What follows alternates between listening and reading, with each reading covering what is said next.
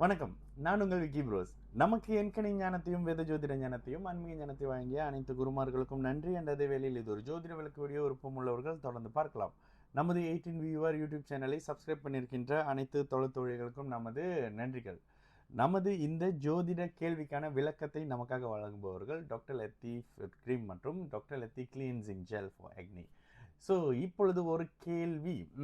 Anna, can we see how very few people get nature or spiritual power, like gurus who healing and change people life, how they got the power? Okay, like Sai Baba, Neem Karoli Baba, or even people who are on the spiritual line la இருக்கிறவங்கள கேக்குறீங்களா? Actually அவர் யாருன்னு தெரியலங்க. நீம் கரோலி பாபா யாருன்னு எனக்கு தெரியல, but Sai Baba எனக்கு தெரியும். சரி, இப்போ நீங்கள் என்ன கேட்குறீங்கன்னா, எப்படி சில பேருக்கு வந்து இயல்பிலேயே சில பேருடைய வாழ்க்கையை மாற்றக்கூடிய வல்லமை இருக்குது, தன்மை இருக்குது அப்படின்ற மாதிரி கேட்குறீங்க. இதையே ரெண்டு மாதிரி சொல்லலாங்க. சில பிறவிகள் இயல்பாகவே பூமியில் மனிதர்களுக்கு தேவையான சில தன்மைகளை கொடுக்கறதுக்காக பிறக்கிறாங்க. அவர் வந்து சாய்பாபாவாக இருக்கட்டும், ஒரு இயேசுநாதராக இருக்கட்டும், இந்த மாதிரியான அமைப்புகளில் இறைநிலையே பூமியில் ஏதோ ஒரு வகையில் கன்வே பண்ணுறதுக்காக அந்தந்த அமைப்புகளில் பிறக்கிறாங்க அப்படின்னு ஒரு விஷயம் இருக்குது. இதில் இந்த ஆன்மீக ஞானம் மிகப்பெரிய ஒரு வலிமையாக இருக்கக்கூடிய அமைப்புகளை நான் ஒரு ஜாதகம் மலேசியாவிலேருந்தே போட்ட ஒரு மிகப்பெரிய ஒரு மகானுடைய ஜாதகம் எப்படி இருக்கும், ஒரு ஆர்டினரி பீப்புளாக ஒரு கம்பெனியோட சிஇஓவாக இருக்கிறாரு அப்படின்னு சொல்லி போட்டிருந்தேன். ஓகேங்களா, இது போட்டு ஒரு 3 வருஷம் இருக்கும். மகர லக்னம். அவங்க ஃபேமிலியே வந்து முழுக்க இந்து மதம் அல்லாதவர்கள். இதுதான் அந்த அவரோட ஜாதகத்தோட பியூட்டி. பிரதர், எங்கள் ஹஸ்பண்டுக்கு என்னமோ ஆயிடுச்சு, ரூமில் உட்காந்துக்கிட்டு உத்திராட்சம் வச்சுக்கிட்டு ஒரு மாதிரி பண்ணிக்கிட்டு இருக்கிறாருன்னு சொல்லி ஜாதகம். என்னங்க இப்படி சொல்லிட்டீங்க, உங்கள் ஹஸ்பண்ட் இந்த இதெல்லாம் பண்ணுவாரா, இந்த விஷயம்லாம் இருக்கானே? ஐயோ பிரதர், இது அத்தனையும் பண்ணுறாருன்னு. குரு சனிக்கு ஏதுங்க உண்மையான ஆன்மீகத்தை, இதை பொய் சொல்லாமல், பித்தலாட்டம் பண்ணாமல், மேஜிக் பண்ணாமல், இதெல்லாம் இல்லாமல் ஒரு உண்மையான ஆன்மீகவாதிகள் இருக்காங்களா அப்படின்னா இருக்கிறாங்க. மலேசியாலே இருக்கிறாங்க. அந்த ஜாதகம் பார்த்த ஒருத்தர் நான் சொல்லலை. இந்த மாதிரி அமைப்புகளில் நேரடியாக ஆன்மீக அமைப்புகளோடு இருக்கக்கூடிய அது என்னங்க பண்ணோம், குரு சனி கேது ஒருத்தருக்கு இயல்பாக வலிமையாக இருக்குது. ஒருத்தருக்கு ஒருத்தர் தொடர்பு கொண்டு ராசியோ லக்னத்தையோ தொடர்பு கொண்டு இருக்கக்கூடிய அமைப்புகளில் இந்த குரு தசையோ கேது தசையோ சனி தசையோ, இதில் குறிப்பாக சொல்லணும்னா சில நேரங்களில் கேது தசை அதீத ஆன்மீக நாட்டங்கள். இதில் இன்னொரு பியூட்டி பார்க்குறாங்க, எந்த மதத்துக்காரராக இருந்தாலும் இந்த கனெக்ஷனில் இருக்கும்போது சிவன் வழிபாடு பண்ணுறாங்க. சிவன் உத்திராட்சம் அது இதுன்னு. இப்போ கூட ஒரு சேலஞ்ச் பண்ணுவாங்க, நீங்கள் ஒரு அளவுக்கு ஒரு மாதிரியான அமைப்புகளில் கடுமையான சிவனை நோக்கி போகக்கூடிய ஒரு பக்தராக இருக்கீங்கன்னா உங்கள் ஜாதகத்தில் சனி கேது அமைப்புகள் குருவின் தொடர்பில், குறிப்பாக சனி சுபத்துவமாக இருக்கக்கூடிய தன்மை அப்படியே உங்கள் ஜாதகத்தில் பார்க்கலாம். ஏதாவது ஒரு வழியில் அந்த தன்மை இருக்கும். ஏன்னா சனி கிட்ட நம்ம அடிக்கடி என்ன சொல்கிறோம், சனி பகவான் கிட்ட ஒன்றுமே இல்லை. ஒரு தடவை ஸ்டேஜில் பேசுகிறப்ப சனின்லாம் சொல்லாதீங்க, சனி பகவான்னு சொல்லுங்கன்னு சொன்னாங்க. சனி பகவான் கிட்ட எப்பொழுதுமே ஒரு மனிதனுக்கு தேவையில்லாதது இருக்குது அப்படின்றது ஒரு விஷயம்ங்க. என்ன, சனி பகவான் கொடுக்கறது ஆயுள் கொடுப்பாரு, உடல் உழைப்பு கொடுப்பாரு, ஆன்மீகத்தை கொடுப்பாரு. இதெல்லாம் சனி பகவான் கொடுக்கக்கூடிய தன்மைகள்ல.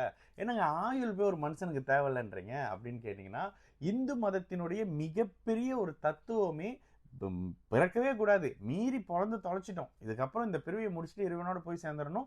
இறைவனோடு போய் சேர்ந்து இருக்கிறதுக்கான தடை எது கொடுக்குதுங்க, இந்த ஆயுள் தானே. இந்த ஆயுள் இருப்பதே ஒரு கஷ்டத்தை அனுபவிக்க. எத்தனை பேர் இந்த ஆயுள் வச்சுட்டு நல்லா இருக்கிறோம், கேள்வி வருது இல்லை? அப்போ ஆயுள் உங்களை இன்னும் கஷ்டத்திலையும் கர்மாக்குள்ளேயும் வைக்குது. அப்போ சனி கொடுக்கக்கூடிய ஆயுள் உங்களை கஷ்டப்படுத்துதா? ரெண்டாவது, உடல் உழைப்பை பயன்படுத்தக்கூடிய அமைப்பு. சனி பகவான் கடுமையான உடல் உழைப்பை கொடுக்கக்கூடியவர். எந்த ஒரு ஒர்க் ஷாப்லையும் எந்த ஒரு கடினமான இடத்துலையும் ஒரு விஷயத்தை கஷ்டப்பட்டு செஞ்சுக்கிட்டு இருக்கக்கூடிய ஒருத்தருக்கு சனி மிக பலமாக இருப்பார். உச்சமாக இருக்காரு, பலமாக இருப்பார், 10ஆம் இடத்தோடு இருப்பார், லக்னத்தோடு இருப்பார். இந்த அமைப்புகளில் கடுமையான உழைப்பாளியாக இருப்பாங்க. இதே மாதிரி சனி கொடுக்கக்கூடிய அடுத்த ஒரு விஷயம் என்ன அப்படின்னு பார்த்தீங்கன்னா ஆன்மீகம். என்னங்க இப்படின்றீங்க அப்படின்றீங்க, ஆன்மீகம் ஒரு உலகத்தில் ஒரு மனிதருக்கு தேவையா?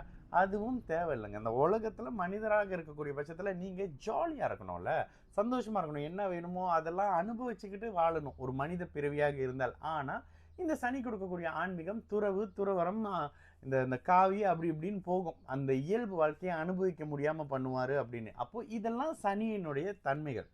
இப்போ இந்த சனி ஒரு அளவுக்கு வலுத்து இருக்கக்கூடிய மிகப்பெரிய ஆன்மீகவாதிகள் தான் பார்த்தீங்கன்னா தன்னை முழுமையாக அப்படியே ஆன்மீகத்துக்கு அர்ப்பணிக்கக்கூடிய அமைப்பு, மற்றவர்களுக்காக கொடுக்கக்கூடிய அமைப்பு அப்படின்ற மாதிரி இருக்கும். இதெல்லாம் நீங்க கேட்ட அந்த வாழ்க்கையை மாற்றக்கூடிய அமைப்புகளில் பண்ணக்கூடிய குருமார்களுக்கு இருக்கக்கூடிய தன்மை. இப்போ ஆயிரக்கணக்கான குருமார்கள் வந்தாலும் சில மரமண்டங்களுக்கு புரியவே புரியாது இல்லை. அந்த குருமார்கள் இதை கொடுக்குறாங்க, அது அந்த மாதிரியான அமைப்புகளை கொடுக்குறாங்க, இந்த மாதிரியான விஷயங்களை கற்றுக் கொடுக்குறாங்கன்னு என்னதான் கற்றுனாலும் யாருடைய ஜாதகத்துல மாறணும்னு இருக்கோ அவங்க போய் அந்த பாயிண்ட்ல மாற்றத்தை உருவாக்கிக்கிட்டு வருவாங்க. அவங்க ஜாதகத்துல அந்த தன்மை இருக்கும். இந்த நேரத்துல இவங்க வாழ்க்கை இப்ப மாறணும் அப்படின்னு. அதுக்கு அந்த குரு ஒரு கருவியா செயல்படுவாரு.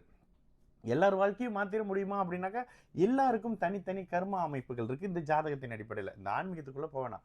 நான் எதை அனுபவிக்க பிறக்கிறேன், நான் எதை அனுபவிக்கிறதுக்கு இந்த பூமியில இருக்கேன்றதை நான் அனுபவிச்சு தானே ஆகணும் என்னோட கர்மாவின்படி.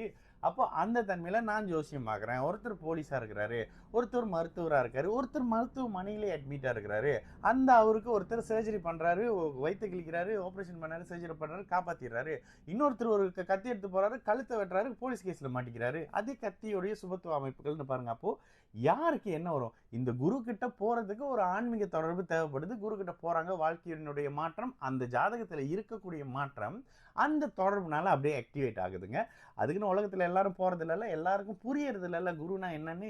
இந்த அமைப்புகள்ல முழுமையான சுத்தமான பித்தலாட்டமே இல்லாத ஆன்மீக அமைப்புன்றது இந்த நேரடியாக குரு சனி கேதுவோடைய அமைப்பு. இந்த இடத்துல லக்னத்துக்கு 6ஆம் அதிபதியோ லக்னத்துக்கு 8ஆம் அதிபதியோ அந்த குருவோட லக்னத்துல இருக்கிறாருன்னு வச்சுக்கோங்களேன். இந்த இடத்துல குரு தன்னுடைய வேலையை காட்டுவார். எந்த குரு? இந்த ஆன்மீக குரு. ஒரு மாதிரியான லேலைகளை செய்கிறது, அதை செய்கிறது, இதை செய்கிறதுன்ற மாதிரியான சில விஷயங்கள் செய்கிறது, பிஸ்னஸ் பண்ணுறது, இந்த நாட்டு காசை அந்த நாட்டில் கொடுக்குறது, அந்த நாட்டு காசை இந்த நாட்டில் எடுக்கிறதுன்ற மாதிரியான சினிமாவில் பார்க்கக்கூடிய சில விஷயத்தெல்லாம் இந்த 6, 8, 12ஆம் அதிபதிகள், குறிப்பாக 6, 8ஆம் அதிபதி சுபத்துவமாக லக்னத்தில் இருக்கும்போது ஆன்மீக போர்வையில் பண்ணிக்கிட்டு இருப்பாங்க. ஆன்மீக போர்வை வேற, ஆன்மீகம் வேற, மேஜிக் வேற, மாந்திரிகம் வேற, தாந்திரிகம் வேற. இதெல்லாம் சனிதான். ஆனா இது அத்தனையும் தனித்தனியான சுபத்துவ நிலையில ஒருத்தருடைய விஷயம் பிரதர். சரிங்களா? நான் உங்கள் விக்கி ப்ரோஸ். நல்லது நடக்கும், எல்லோரும் நல்லா இருப்போம். வணக்கம்.